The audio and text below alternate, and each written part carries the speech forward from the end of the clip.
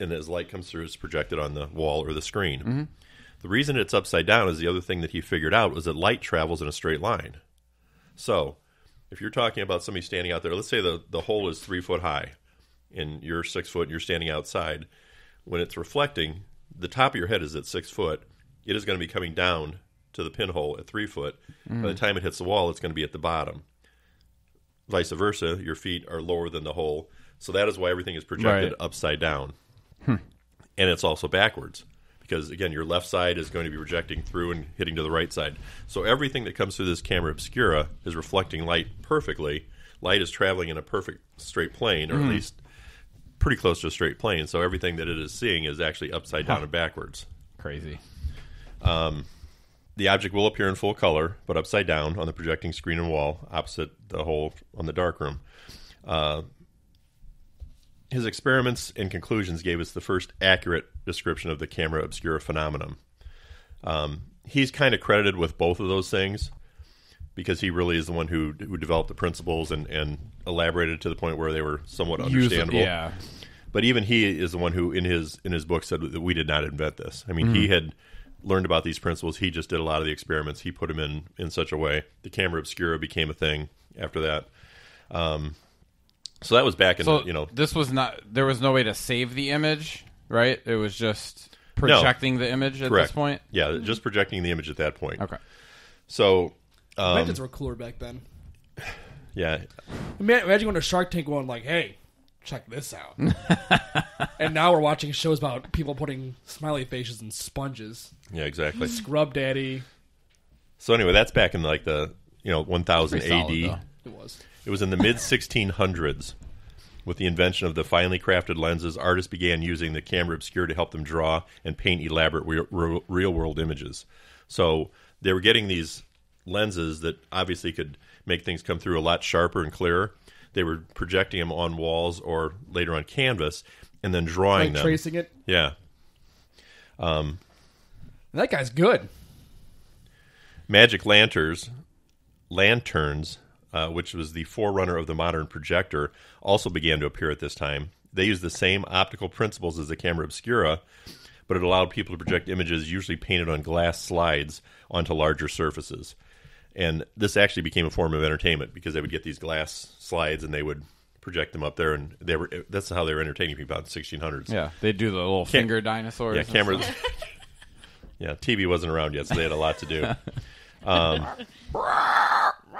It wasn't until 1727 that a German scientist by the name of Johann Schultz conducted the first experiments with photosensitive chemicals. He proved that silver salts were sensitive to light, but he did not experiment at that point in time with trying to make a permanent image with that. Right. That was almost 100 years later, where the father of photography, as far as I'm concerned, everything I could read, by a French scientist by the name of Joseph Niepce. That's Niepce, and I did look that up. It's Niepce. It was 1827 when he developed the first photographic image on a camera obscura. What year was that? 1827. So that's almost 100 years before J.K. Rowling was born. That's more than 100.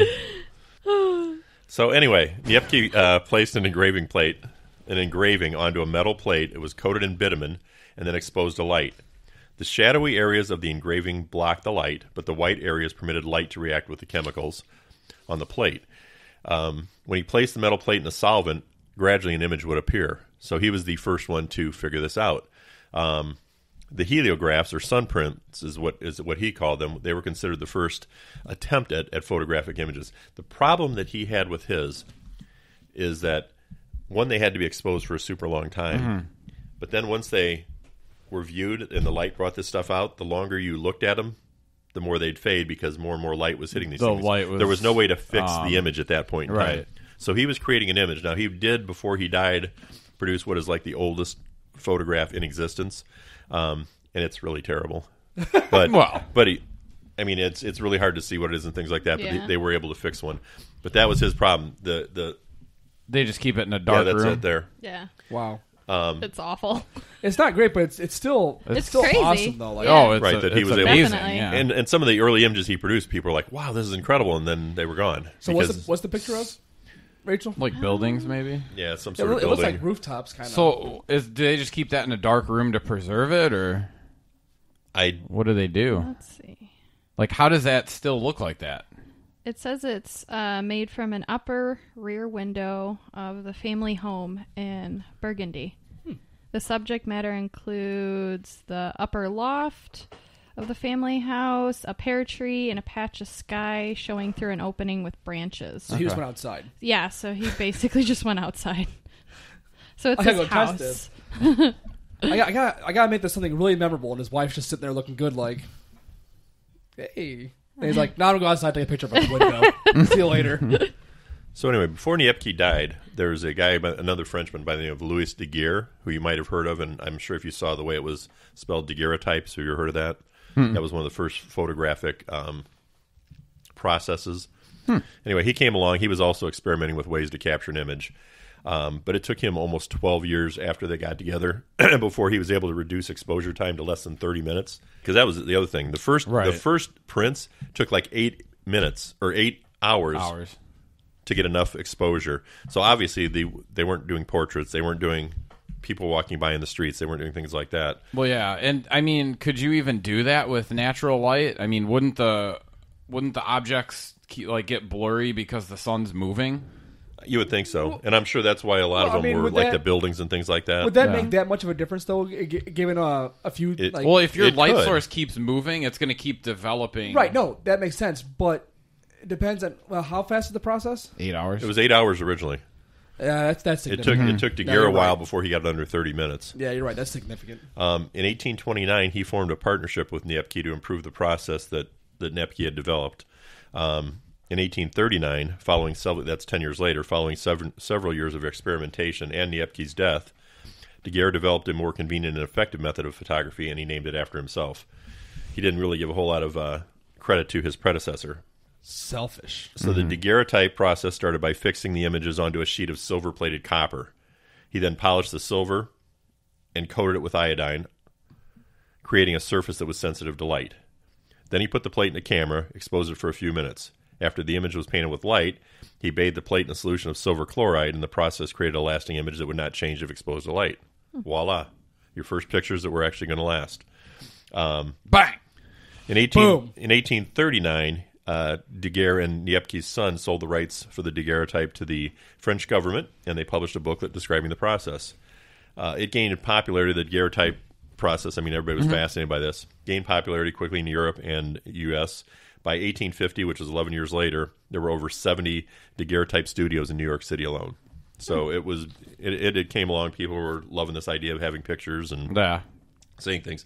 The biggest drawback to the daguerreotype is that they could not be reproduced. It was a one-and-done thing. The ability to create multiple prints came about thanks to the work of a guy by the name of Henry Fox Talbot, who was an English botanist and mathematician. Did he open a store? Talbot's? I'll get back to you on that. Okay. He sensitized paper to light by using a silver salt solution. He then exposed the paper to light. The background became black, and the subject was rendered in gradations of gray, basically a negative. Okay. So it was a negative. The more light that came through, the darker it would become. Like a light face became dark because it was more the brightness around it, or the darkness around it didn't expose much light, so it'd be. Right, so it burned it in less. Exactly. Yeah. Right. From the paper negative, he was able to make contact prints, reversing the light and shadows to create a detailed picture. In 1841, he perfected this process. He called it the calotype, which is Greek for beautiful picture. Oh, The Greeks also have good words. Beautiful. Like the Latins. So we're in the mid-1800s now, and we actually have, we can make prints and things like that. Scientists and photographers were experimenting with new ways to take the process and to take and process pictures and to make it a little more efficient. Captured in a whole new light. There you go. In 1851, there was an English sculptor by the name of Archer who invented a wet plate negative. He used a viscous solution of collodion, which is a volatile alcohol-based chemical, that he coated the glass with light-sensitive silver salts. Because it was glass and not paper, it created a more stable and a detailed negative. So he hasn't improved necessarily the portability per se, but the the ending, The the image end is product sharper. was was getting a little bit better. Tin types came along as well. That's something that was prevalent through the during the middle 1800s. They employed thin metal plates coated with photosensitive chemicals. That was patented in 1856 by an American scientist named Hamilton Smith, and that used iron instead of copper to yield a positive image. Both these processes, though, the one on the glass and the one on the copper, had to be developed quickly before the emulsion dried. In the field, that meant carrying along a portable darkroom, basically. So you had to take your pictures and get them developed right away. So it wasn't until 1879, with the introduction of the dry plate, that they were able to start taking pictures and saving them. Mm-hmm. Unlike the wet process, the dry plates were coated with a dried gelatin emulsion, meaning that they could be stored for a period of time. So they no longer needed to have their darkroom with them. They could hire technicians and develop their photographs days or months after it had been shot. So that made things a little bit easier for them. The next huge change in photography came in 1889. Photographer and industrialist George Eastman. Now, I would hope you guys know these names. Yep. What do you know about George? Anything? His last name was Eastman. Very good. He had something to do with photography. He did. He must have met a man named Kodak. No, that's where you're wrong. Well, He did start the Kodak company. He's the one that got that thing going. He invented a film with a base that was flexible, unbreakable, and could be rolled. So now we have something Film that you roll. can... The emulsions coated on a cellulose nitrate film base, and they made the mass-produced box camera reality, because now you've got something you could stick into a camera. Yeah. The Kodak camera was developed by George Eastman and went on sale in 1888, and pioneered the use of photographic film. We're still real early, man. This is crazy. Yeah, that was a simple box camera with a single shutter speed and a fixed focus lens. Was it disposable? I don't think people dispose them. They were Gotta wind it up. They were huge. And yeah, they were for the masses, but I don't think they were cheap. The founder was once asked why he named it Kodak. It wasn't after a Kodak. He said that K sounded like a strong letter to him, and the name itself really meant nothing. What? K's nothing. R is, of course, the most menacing of sounds, which is why they call it murder and not muck duck. Well played. Thank you. Thanks, Dwight. I think Mr. Eastman could have used you. The 35 film that most people know today was invented by Kodak in 1913 for the early motion picture industry. In the mid-20s, a German camera maker by the name of Leica, L-E-I-C-A, you might have seen that if you've done much photography. He used the technology to create the first still camera used in a 35 millimeter format. So things are moving much quicker these days. The drawback... Now, you still have to... Like, they still take a while, right?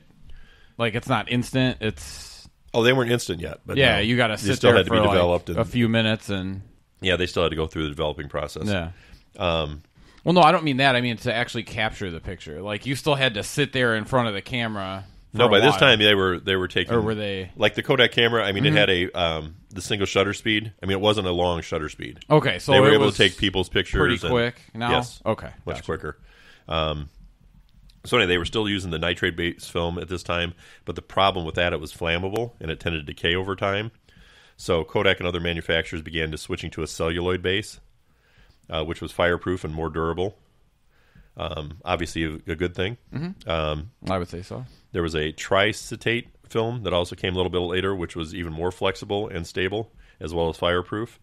So up until the 70s, almost all the films were based using those technologies. In the early 40s, however, the commercially viable color films were brought to market by Kodak, Agfa, and a couple other film companies.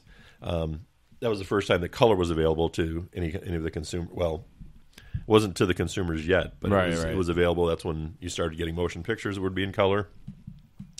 The films used the modern technology of dye-coupled colors, in which a chemical process connects with 3 dye layers together to create an apparent color image. There was a red, a green, and blue filters. In fact, the very first color photograph was done back way in the 1800s, where a guy took a picture and then he ran the image through 3 different filters, the green, the blue, and the red, Yeah. and it simulated a color picture. how exactly He those came three... out orange though. He looked like Trump. It's gonna be you.